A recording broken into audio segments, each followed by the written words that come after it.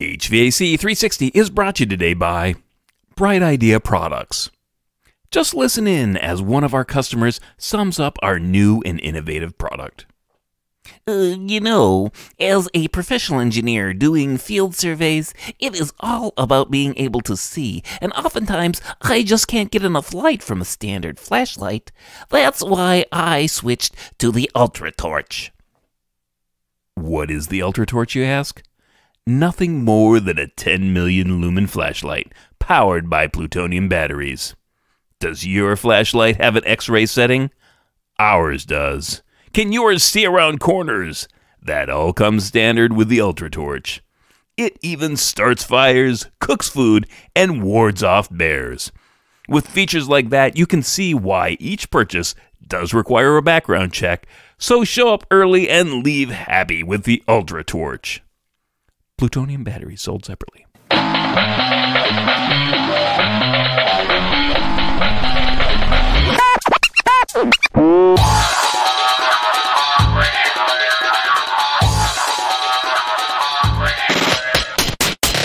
Hey, what's up? Welcome back. Matt Nelson here, your host for HVAC 360, helping you be the best and the brightest in the field of HVAC. How do we do that? We do that by sharing lessons learned from the field and talking with industry experts. But we don't stop there. I want to encourage each one of you to double down on your weekly dose of HVAC knowledge by hopping on over to HVAC360.com and joining my growing community of people just like you. All right, so what's up for this week? This week we are talking with Brian Courtney, the CEO of LifeWhere, that's spelled W-H-E-R-E. And this is a product that is geared towards the residential market. Now, I focus this podcast on the commercial industrial, that sort of thing. But, this was a interesting actual product that you really can see the short jump it would take from residential to light commercial and then going into commercial. It's all about showing you kind of what's new in the industry and how things are changing so rapidly. So I really do think it's a good listen, and you'll learn a lot, and it'll really kind of open your eyes into what they're doing or what you can do with this product. So without further delay, let's just cut to the tape. All right, today we're talking with Brian Courtney, who is the CEO of LifeWhere. How are you doing today, Brian? Excellent. Thank you for having me, Matt. Not a problem. Hey, can you tell me a little bit about, obviously LifeWhere is a relatively newer product that people might not be familiar with. Can you tell me a little bit about how it came about and kind of mix in a little bit of your background? Yeah, sure. So I used to run the analytics business for General Electric. And in running the analytics business, we would sell products as a product and the products as a solution or as a service. And what that means is we would sell analytic tools to companies, but we would also monitor assets for customers and help them create predictive maintenance plans. So when you monitor a jet engine, for example, everybody is pretty much universally agreed that it's better to figure out that it's broken when it's on the ground than when it's in the air. And so we would do a lot of analysis once the plane landed to make sure that the plane was safe to take off. And in doing that, I was traveling one day. I was actually in China. And I got a call from my wife that the sub pump in the basement had failed. It was the 100-year storm in Chicago. And we got 3 inches of water, which turned out to be about $26,000 in damage, a little bit $120. And it kind of dawned on me that, geez, I monitor pumps every day. And if I could monitor that sub pump, I would have known that it was breaking or broken. And for $300, I could have solved that problem. And instead, I got the joy of spending $26,000 to make my basement look exactly the way it was before. And so that really started the spark. Now, what was interesting was, the main reason why we weren't doing commercial or even residential is just price point. When you monitor a jet engine, you can spend $30,000 for the IoT. Nobody's going to spend that kind of money in their house, right? But I ended up doing an interesting project where we monitored cows, of all things. We would monitor the input and the output of a cow. You would monitor how much time it was at a feeding station and how much weight it weighed each day. And from that, we were able to figure out when a cow was sick 3 days before it would show signs of being ill. And what that just meant was you could separate cows from the herd so that they didn't make the herd sick. Therefore, you needed less drugs to treat the whole herd. They could sell the meat as a premium because it used less antibiotics, saved the drug companies 98% of their cost, and the cows gained 25% more weight because the sick ones didn't infect the herd. So just everybody made money on that. And we were able to do that at $2 per cow. Why? Because there's a billion cows, and $2 a month, and you replace them every 9 months, because that's the life expectancy of a cow.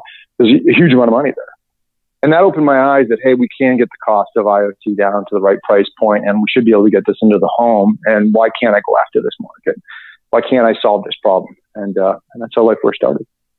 So, I mean, obviously, it's pretty well known that the Internet of things are getting cheaper, sensors are getting cheaper, everything's getting cheaper. It's just a matter of applying them in a way that not only makes sense but is easy. And I think that's where the LifeWhere product really came into the residential market. It was easy. And I think that's a lot when we talk commercially. I think that's where some people are missing the boat. You can do it, but it's not easy and it's not cheap, and that's where you've come in. So I guess obviously you've talked about the sump pump. What problems are you trying to solve for your customers?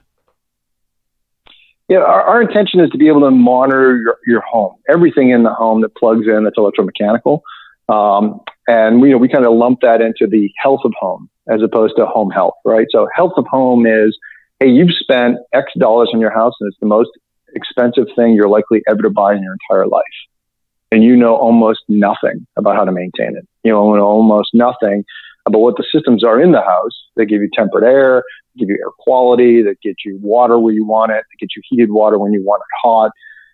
And just the average person doesn't know any of this, right? And so what we're trying to do is build a way for homeowners to be able to learn better so they can take better action, to eliminate surprises so they can plan and so that they don't just come home to a disaster. And we're trying to do that in a way that's trivial to use for the services guys. We kind of get that, a service tech knows an awful lot about how a furnace or an air conditioner, how they work, right? Now, the challenge you have there, though, is some of those guys have okay technology skills, but, connecting IoT, plugging it to the cloud, doing analytics, communicating, collaborating with customers via mobile apps, trying to plug that together, piece that together with your own solution, that's not their skill set. So what we tried to do with LifeWhere was to create a platform that's an end-to-end solve, that's trivial to use, that you just plug in. Right. And it's that simple. Our device, we call it a Life Pulse, allows you to plug in sensors. We originally had them wired, but what we noticed was it takes a long time even to do simple wiring. So we converted all of our sensors to have headphone jacks, and you just plug it in like a headphone. Right. And it takes about 30 seconds to do an installation. One device can monitor up to 4 assets, depending upon proximity. And you can have as many of our devices in a location as you want. And then it sends data to the cloud automatically. It piggybacks off of the local Wi-Fi, so there's no added cellular costs. It sends that data to the cloud. We do all of the initial analysis. We do all the analytics. We create alerts, so the system automatically alerts when it says, hey, this data is abnormal. And then it buckets it and says, this is abnormal and it's a reoccurring problem, but not a disastrous problem. So something to be aware of. Or this is a precursor to a failure type. Or this is a failure, right? And it allows our customers, the contractors, to say they agree or disagree. And if they agree, it pushes information to a mobile application that they've given to their customer that says, if it's a warning, it shows up in the app as an in-app warning. And if it's a failure, it'll show up as a text message that says, hey, your equipment has failed and it needs repair. Hit this button to contact us so we can schedule a repair. And so by making that as simple to use and as simple to consume as possible, people can just use the system instead of having to think about how to design it or how to fit it. So what appliances are you targeting with your current solution? Yeah, our intention is to do everything in the home. Right now, we've started with heating and cooling systems. They're the most expensive assets in most people's houses. we did some analysis, and it's really kind of interesting when you add up the cost of a furnace, the replacement of a furnace, the heating bills, the electric bills, the maintenance that you do, and you add in the air conditioning, do the same. It's about $45,000 to run a furnace and air conditioner and to buy it for a 15-year window. The average life expectancy of a unit. Most people don't think of, hey, just to keep temperate air in my house is the same price as owning a fairly nice car. So we decided that we would start with heating and cooling simply because of the cost of the asset. The goal is to eliminate this notion of your furnace broke when you're not at home and you get frozen pipes. It's to eliminate this notion that, hey, you live in the South and your air conditioning went out, and by the time you figured out and got home from a vacation that all the mold on the wall is because your AC is out. Our goal is also, as we get cost out, to do additional assets. So we have models that already work for pumps, so sub pumps, well pumps, ejection pumps. We're doing pilots right now for hot water tanks. We will add additional sensors for acoustics in order to be able to detect micro cracks within the tank. And our goal is to continue to expand that into attic fans, into pool equipment, into jacuzzis and hot tubs, basically any electromechanical component in the house. Now, what obviously you've talked about the plug and play sensors. What are you sensing? I mean, obviously it's not a building automation control. You're not monitoring binary inputs and outputs of a system like that. So what are you looking at specifically? Yeah, so we look at a couple of things based on the different kind of assets that we look at. So for a furnace, we look at current, real power, reactive power. We also look at temperature. With an air conditioner, we do the same, but we also look at ambient, outside temperature, solar index, and humidity index. And from that, what we're able to do is create a model. The system creates a model for each and every component, or each and every system. So, for a furnace, it'll create a furnace model, and it'll say, hey, for the outside heat and temperature, this is what your system how often your system normally runs. And then we look at all the data for every run. And what we do is we segment it. We look at, okay, well, when does the induction motor start? When does the igniter start? When does the gas valve turn on? And blower delay, does it stay lit? Does it go off? And when does the blower start? How long does the blower run for? And then we look for a normal shutdown sequence. As we segment those and we identify the different stages of the run, we then analyze each stage independently. And we say, hey, for the igniter, is this a good ignition? Is there any early signs that the igniter is starting to go? And, like in many systems, you'll see 2, 3, 4 ignitions when an igniter is starting to fail, right? And easy to see, okay, all of a sudden, hey, there's 2 ignitions, right? We've got a problem with the igniter and that eventually it's going to go, right? So you get early warnings that way.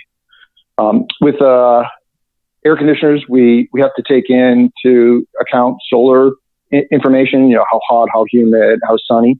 And that tells us how long we think it should run and how the compressor works. And what's interesting is that we're able to detect primary failures from just looking at the things that we look at, but we're also able to infer problems. So, for example, we don't monitor freon or refrigerant within an air conditioning system, but we can detect when you don't have enough refrigerant, and it's really by its use pattern, right? We don't have sensors for pressure switches inside of a furnace, but we can detect when a pressure switch fails because in the sequence of operation it becomes identifiable that at this point that's what's going on when it stops working. So we're actually able to help pinpoint then for our service partners exactly where in the system and the sequence of operations that it's stopping and how to fix it. Now, for additional equipment, like for a hot water tank, right, we're adding acoustics so we can listen to inside the tank to see if we can hear sediment pinging off the sides, which is what causes microcracks. In a sub pump, we monitor the height of the water in the pit with a water height sensor, and that allows us to say that, hey, the water is rising and your pump is not keeping up. So early signs of clogging or problems with the pump can also show us that, hey, the rocker switch is broken because the water height is high enough that the unit should be on and it's not. And then from that, we're able to do different analysis. So I think that, it's important to know that You do a sampling. Your sensors are doing a sampling. They're aggregating that data and they're sending it up to the cloud, right? Yes, we sample data from the equipment 15 times a second. We figure out using different algorithms what value per second to keep, and then we send 60 samples a minute to the cloud every minute. And the fact that it's not necessarily, I guess your database, your experience is based on real information. You're able to kind of. It's not that that you don't get a direct signal that, hey, there's a failure. It's the fact that you've studied and analyzed what the patterns of this existing equipment looks like to be able to say, hey, you know what? In all the cases when we see this, it's going to be this problem. Is that right? That's exactly it. So from my experience in the industrial side, when we would do pumps that would be inside, or a sludge pump inside of a wastewater treatment, right, with that pump, but you want to be able to detect a clog from the bottom or a clog from the top, because the solution would be different, right? And it turns out that if you look at enough data, you realize, hey, when a pump clogs on the bottom, right, it doesn't. It works harder and harder. It can free spin, right? It doesn't have any material to push, and so as it free spins, current drops. Whereas if the clog is on top, it's pushing really hard and harder and harder to clear the clog, which causes the amperage to spike. And so by looking at the data and understanding the data, we're able to say, hey, that's a pump, and the pump is clogged on the bottom, or hey, that's a pump, and the pump is clogged on the top. We do the same kind of thing with a furnace, with an air conditioner, right? So based on the signature from the data, we can either directly tell you what's broken, or we can infer what is.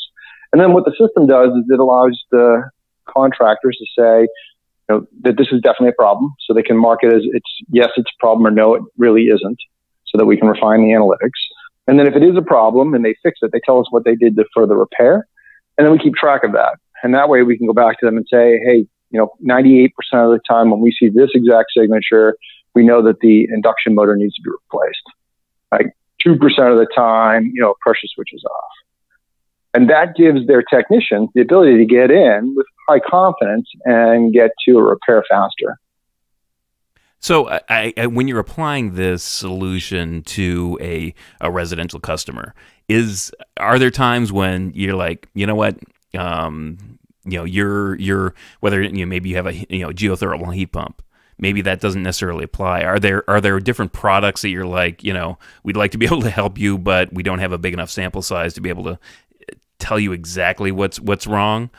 So are there certain places where this is a good fit and certain places where this is not such a good fit? So that's a great question. So, our goal is to do everything, right? And so the notion that we sell direct to contractors who then sell to homeowners. And what we tell them is that there's two different value props. The first value prop is, hey, we're going to monitor it 24 hours a day, 7 days a week. And failures are obvious. Right? So when it fails, we can see the data and know it failed, and we can notify you probably a lot faster than you can figure it out for yourself. Right? And so your contractor who understands this, we get a notification that says, hey, we think the system has failed. We'll go look at that data and say, absolutely. And then contact the homeowner well before they would have figured it out on their own. Right? And that can solve problems for them because of ancillary damage or for not knowing that something is broken that's going to be needed later.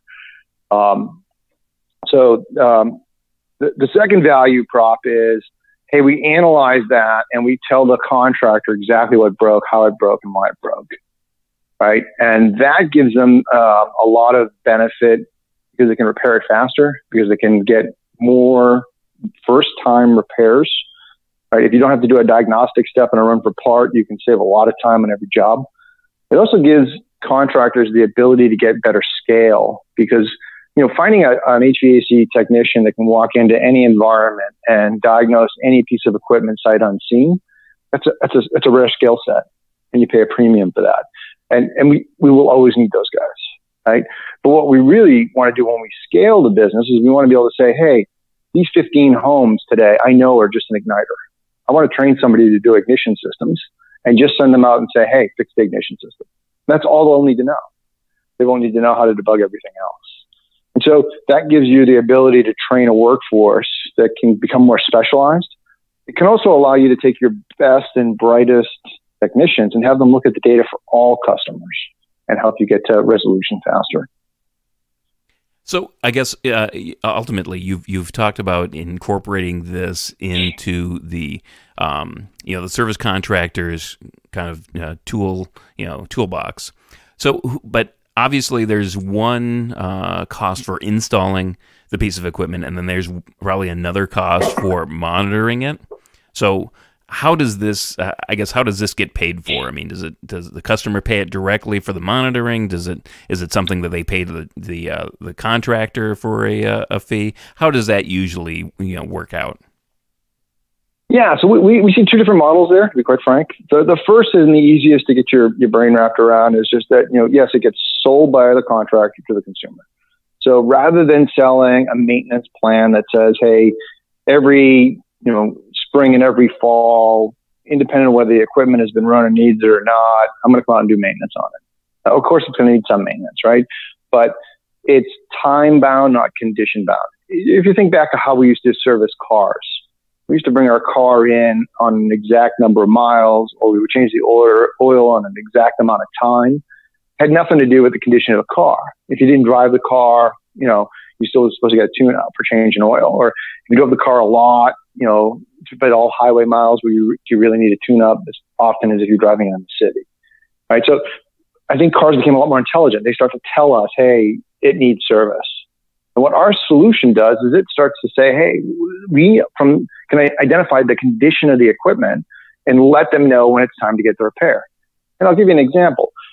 If we see a problem, an intermittent issue, failure to ignite. So the flame sensor is carbonized and can't detect flame, right? And that fires once every month, right? There's almost zero cost to the consumer and the homeowner. Does it need to be fixed? Could it be fixed? Should it be fixed? Oh, yeah. But is there any real cost? No. So is the cost to clean it warranted at this point? Well, no. But now if that starts happening 2, 3, 4, 10 times a day, if 20, 30, 40% of every furnace run fails because it can't detect flame, that means you're paying a lot of electricity for very little heat. And now there's a positive ROI that says, hey, we're way beyond that point. You're losing money by not repairing it. And for the first time, what we can actually do then is have a conversation as a contractor to a homeowner that says, hey, the cost to do nothing is more than to do something. And what we're seeing actually is about 80% of equipment needs service. And if you think about it, about 10% of equipment's on a service contract. So about 80% needs service. About 40%, so about half of that number, is actually cost effective for the homeowner to get the repair than to wait. So what we tell our partners is, hey, look, create a new kind of service offering. First tier is, hey, you're just going to monitor 24 hours a day, 7 days a week, come when needed, right? Service the problem, let you know what's going on, give you a heads up as to when it's cost effective to fix it. And you can charge a monthly fee for that. We charge you a monthly fee, and you make money every month as the contractor. On top of that, what we tell them is, hey, look, it allows you to go to you're a home security company and say, look, I will include the cost of the installation and the equipment if you give me a 3-year or 5-year contract, which you can get out of at any time. And if you do, you pay for the hardware and you pay for the installation. So that way, the services partner is always covered, either just continue to make money into the future, or they make their money back if somebody leaves, right? So they can get that fee. Then the second stage is to add that with maintenance and to say, look, I'm not going to come because the clock told me to. I'm going to come because the equipment does. If the equipment tells me I need to be there every 3 months, that's when I come. If the equipment tells me I need to be there every 18 months, that's when I come. I come whenever the equipment tells us it's needed, right? And that actually improves the relationship with the consumer, because the consumer doesn't want to overservice, doesn't want to overpay. In the same sense, it's kind of a challenge, right? You got to take a day off of work in order to be home so somebody can work on your equipment. And so if it doesn't really need it, I don't want to take the day off. So it creates a much better relationship. And then I'll tell you, the first time you're driving down the street and your phone goes off and your furnace guy says, hey, your furnace just went out. It's 8 o'clock in the morning. I've ordered the part. I can be at your house at 4 o'clock today and it'll be regular time. Or you go home and figure it out at 7. The house is cold, make dinner for the kids. It's still cold. Call me at 9. I complain about being there at 10. I'm going to charge you, double time or triple time. Your choice. right? Which would you rather pay for? It's going to change the relationship between the services guys and the homeowners. And that's really the goal of the product. Yeah, and I got to imagine if they call you up and say, hey, you know what, even if it's not an imminent, it's like, hey, we're starting to see this. It's something that you could plan for, and obviously, planned outages. You can say, hey, you know what, today or tomorrow doesn't work, but Friday I only work a half day, so you can fit me in then. So as far as a consumer goes, they're able to kind of work it into their schedule, saying, this is gonna work better for me. Amen. Right. So I've got a sub pump in my basement and I'm home. It's a 1 hour run to Home Depot, grab a new sub pump and do it myself. I'm a handy guy. Maybe I can do that. Maybe I can't. Right. I go off to China. Right. And you gave me a heads up that that pump needed to be replaced before I go off to China. I saved myself $26,000 in a, 3.5, 4 months of having a torn up house. Would have done it in a heartbeat. Right. So, relating that back to the contractor, right? When the contractor tells you that, hey, the bearings are starting to go in your blower motor, right? They're going to continue to work, cost you more money to run it. It's less effective, less efficient, but you'll get another 3 months out of it. But it's a $700-800 part, another $1,200, $1,200 to do the repair. Maybe you can now plan. Maybe you can schedule. We can figure out a time that's convenient for you for me to come. You can now start to save for it. Right? People don't often have lots of money just lying around for these things to break, and it gives them planning time. Totally changes the relationship between the contractor and the homeowner. Yeah, and I got to imagine too that if the contractor is the one initiating the call, it kind of saves the homeowner. Obviously the homeowner doesn't have to look like, who do I need to call for this? It's the contractor says, hey, I'll take care of this. So you kind of get that push-pull relationship kind of turned around, and now all of a sudden the contractor's the one initiating the call and not sitting by the phone waiting for one, hoping right. that they're and that's exactly chosen. Yeah, that's exactly what leads to our second way in which we see the product being sold today. So the first way I kind of outlined is, hey, you just pass the cost on to the consumer. The consumer pays for it, a peace of mind, right, and a security kind of thing. And there's a large percentage of the customers that'll pay for that. But now you're the contractor. Now envision what would the world be like if you had this device in every house in the city, every house in your geography. You would know where every problem is developing, and you would know where every problem is on any given day. You'd be able to do people management, part management better, scheduling better, right? You'd be able to know that you're going to get the work because you're monitoring their house. You'd be able to know that, hey, you can give them a before report and after report and show them the data that actually says that they fixed it. You'll be able to show up and say, hey, your blower motor is why I'm here, but you're having a failure to ignite this many times. So I really think we should do some service as well. But if you choose not to, that's fine. But if I have to come back, which I think I will, you have to pay for a full service call. So you can eliminate callbacks that offer unrelated action that just happen to correlate in time. You can also do a before and after report on the repair to ensure that the technician got the job, figured out the right thing, and figured out the right repair. Right? So lots and lots and lots of value and benefit. What that implies then is maybe there's a value just to use it. Hey, look, I'm going to put this in every house. Why? Because I'm going to get every job that it has. Every house that has this, I'm going to get all their work. Every job that has this, when it comes time for them to replace their furnace, they're talking to me and not somebody else. Right? 65% of the lifetime value of a customer is in a replacement of a furnace or an air conditioner. And if you're the guy they call because you're the guy that's monitoring, you're going to get that work. Now, there's decent profit in a replacement, right? And so if you could get, from 10% of your units that you repair, to be replaced to 15%, or if you can grow your customer base from 10,000 to 50,000 and you get all those replacements, you can see that the system gets paid for just by the operational efficiencies and the new business and the new work. So what we see is we think that some customers will use this as, hey, I'll pass the cost on to the consumer. And some customers will use this and say, hey, this allows me to scale and grow my business and make more profit per job, more jobs per day. I just make more money. So I'm going to put one in every house I can. Now, obviously, we've talked a lot about contractors and being involved. What if some just homeowner, people listening who are relatively inclined to know exactly what's up, Can they get their hands on one of your products, apply it, and then watch the different analytics on a app or on the website? So that's a great question. We've opted not to go direct to consumer, and there's a lot of reasons for that. One is you have to kind of create a different kind of business. To go direct to consumer, it's about all on e-commerce, and it's about transactions. Could we do it? Yes. Have we thought about it? For sure. But the real value that we offer is to the service tech. If a service tech can see what's going on in your house, they can fix the job faster.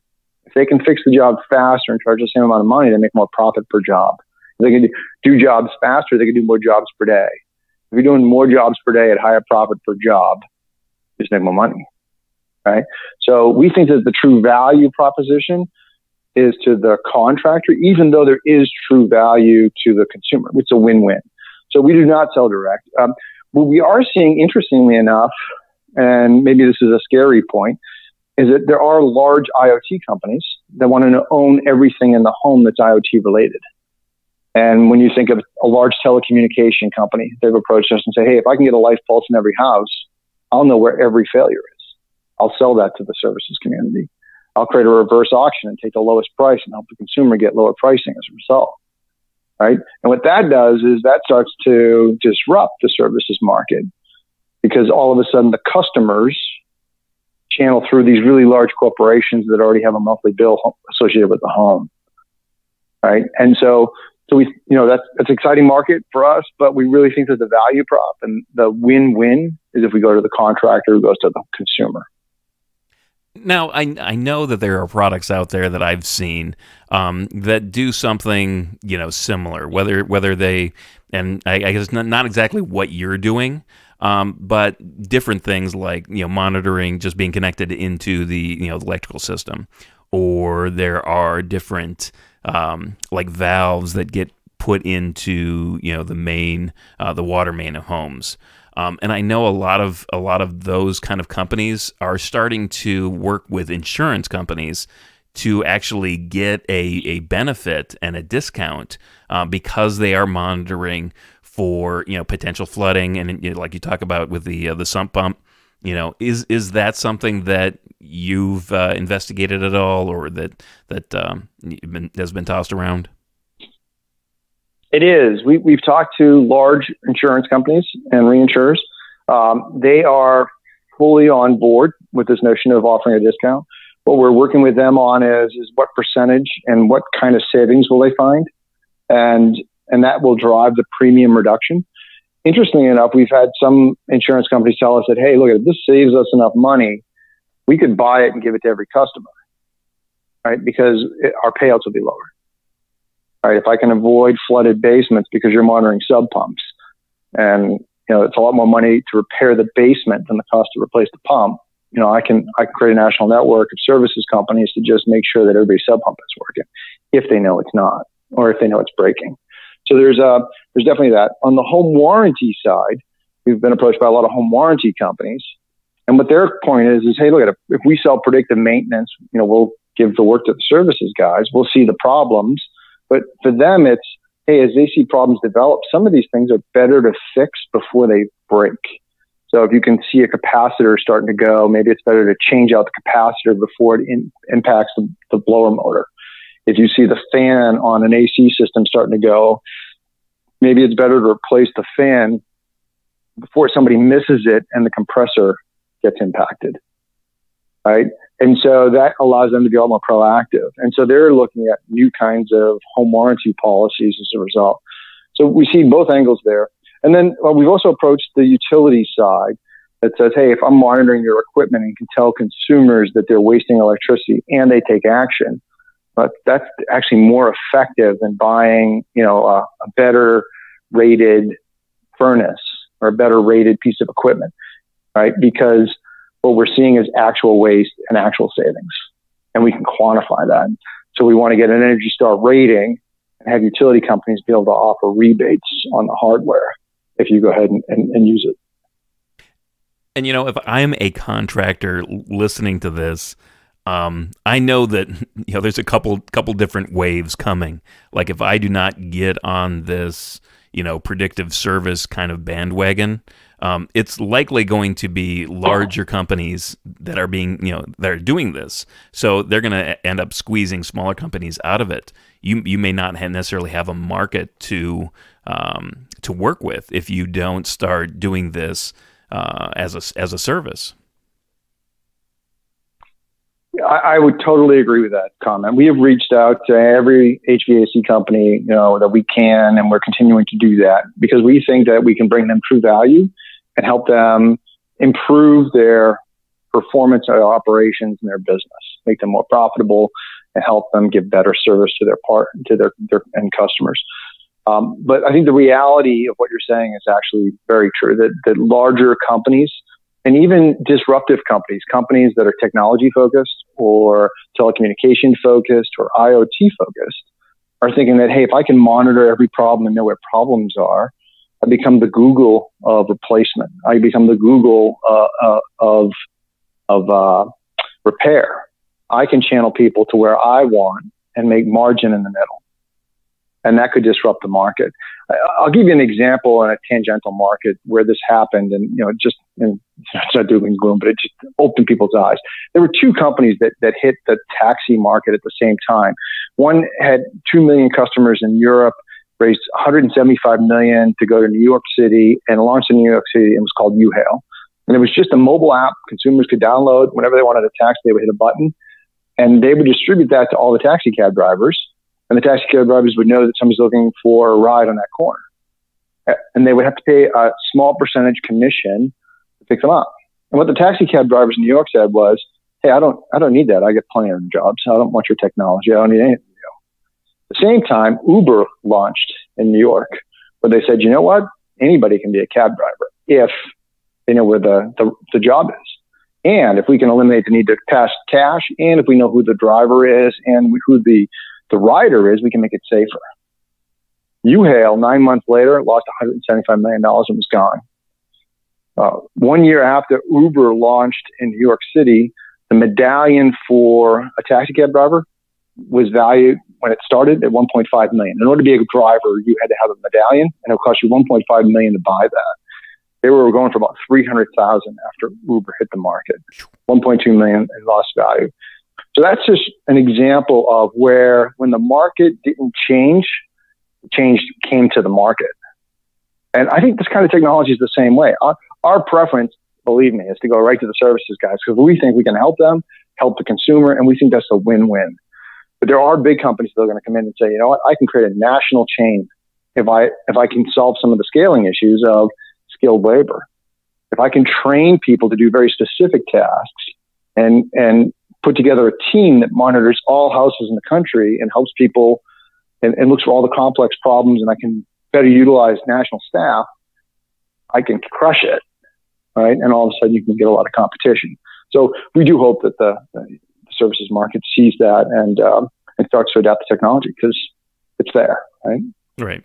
Now, obviously, if we look at the types of buildings that are in the U.S., and I think this probably scales worldwide, there's a lot of buildings that are on the small side. I mean, a lot of our building stock is 20,000 square feet, 10,000 square feet, and the equipment for those buildings is not much different than you would see in the residential market. So I guess what's as far as can you explain, are you making forays into like the light commercial market, and what are those?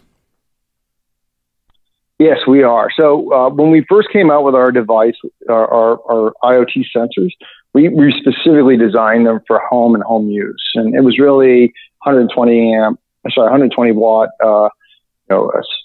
15 amp kind of systems, right? Our new design allows us to do up to 3-phase 400 amp. So we can monitor one piece of equipment that's 3-phase up to 400 amp. There's 4 sensors in the device, so we could add 4, potentially more sensors per device, and you can have as many devices in an environment as you want. We are looking for partners to help us go into the commercial markets. We do need to develop some of the analytics, and so it'll be an evolutionary process where we'll partner, gather data, build the analytics, help the market. get visibility at first, and then we'll add the predictive capabilities as we go. So we do see that as a market. What I would tell you is today, our devices could help with anything the size of, McDonald's or down, or a bank or down, right? All of that kind of commercial property has overlapping equipment with the residential marketplace.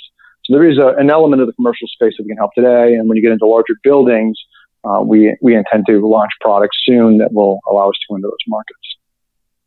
So, I think, the point needs to be emphasized that, the same conversation we had for residential markets and the service providers there now extends to the, the light commercial and commercial markets.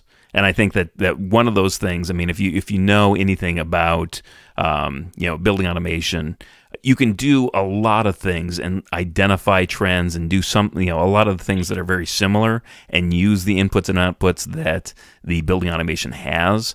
But not only does it cost a lot of money, but it takes a lot of technical talent to be able to, develop this as a service for your customers. But, basically what you're providing is something that is all the thinking has already been taken out of it. So it's just in servicing your client and building that relationship and having that that beneficial exchange for the clients. Absolutely. And I want to be really clear, right? We're never going to replace the services guys and their brain power. What we're trying to do is provide them a better tool set to make better decisions and be able to make those decisions remotely rather than having to be on site to do all the analysis. To your point, our goal is to make it as simple as possible to leverage the technology, right? We want to make it so that, hey, if you can plug in a headphone jack, you can connect our sensors. If you can install a mobile app and type in the Wi-Fi password, you can deploy that asset. If you can open up a web page, and read a graph, you'll be able to tell exactly what's going on with a piece of equipment. So what we think is and our goal is to make it as simple as possible to consume, but to get that information into people who understand the equipment really well and just give them this as another tool that helps them really understand it. I'll give you an example of a market that's also developing. It's exciting, and that's the home inspection market. Right? What we're working with them on is, hey, you connect our system to a furnace or to an air conditioner, run it for 3 days, and we'll do an analysis and let you know what's going on with that equipment. Today, what they do is they look at it and say, hey, look at that, you got a furnace.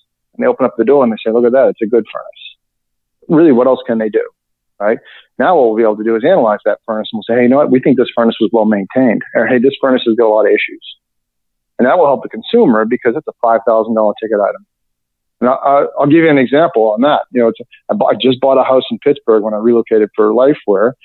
Been here 2 years. The problem that was on the docket that we asked them to clear when we did the purchase and sale was that there appeared to be a freon leak from the air conditioner. And they said they addressed it. And so we didn't think anything of it. And when we got the house, what we realized 3 months later when it was hot out was that they didn't fix it, really. And what the real problem was, the coil was gone. And we had to replace the whole unit. It cost me $5,000. Now, that was $5,000 that I did not expect. Right? Shame on me. And that was, again, one of those examples where I said, geez, if I just had this product, I could have passed that $5,000 cost on to the seller. So we think that, that's another example where our technology can help in this market and improve the whole market experience. Excellent.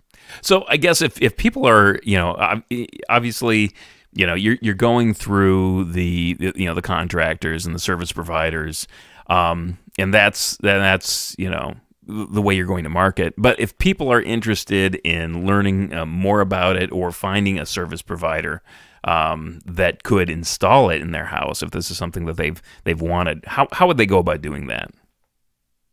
Yeah, so if they're interested, they come to our website, www.lifewhere.com. It's LifeWhere.com. And we're also, psyched about the podcast. If anybody comes to lifewhere.com/HVAC360, we'll give them a 10% discount on the evaluation. We have a complete evaluation product where they get a certain number of devices and a certain amount of training over a certain period of time.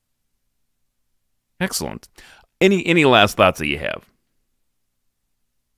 I think I think this is one of those moments where things are going to change. And, I think the commercial market is a lot more technical savvy. And I think that, our technology or technologies like ours are going to be a natural fit and will be adopted there. I think in the light commercial residential market, I don't think anybody's truly targeted them with innovation. Right? Yeah, they can get a scheduler that's better, or yeah, they may be able to get some truck automation for route automation, or maybe they'll get a furnace that has a better blower motor or an easier to change part, right? But nobody's really kind of said, hey, how do we help these guys make more money and be more effective and get maybe more 9 to 5 instead of 5 to 9 kind of work? And LifeWhere is that. And what's a challenge is we compete with the do nothing. We compete with this sounds really, really exciting, but I'm not sure I want to learn. And all I would bring it back to is that U-Hail/Uber example. It's like, it's okay if you don't want to learn, but somebody else will, and that's going to impact your business. So I think that this is one of those moments where there's some disruptive technology and people just really need to get a call to action so that the action doesn't happen to them. And we try to make it as simple as possible to use, as simple as possible to install. We train, we help, we never leave you alone, right? We're there all the time to help you be successful. And just keep that in mind as you're thinking about, whether this kind of technology is for your business or not. All right. Well, Brian, thanks for being on the podcast, and thanks for talking with us. Thanks, Matt. I really enjoyed it. I appreciate you giving us the opportunity.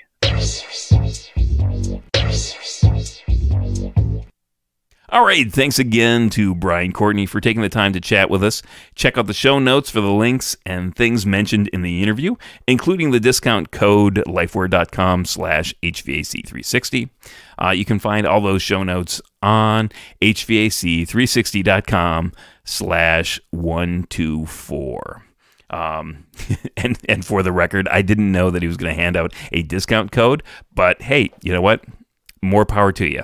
If you can get money off on this and it helps you, that is fantastic. All right. Well, thanks so much for listening. I hope this is helpful. If you know somebody who might need this kind of information or is interested in doing this, pass this episode along. That's a great way to help grow our audience.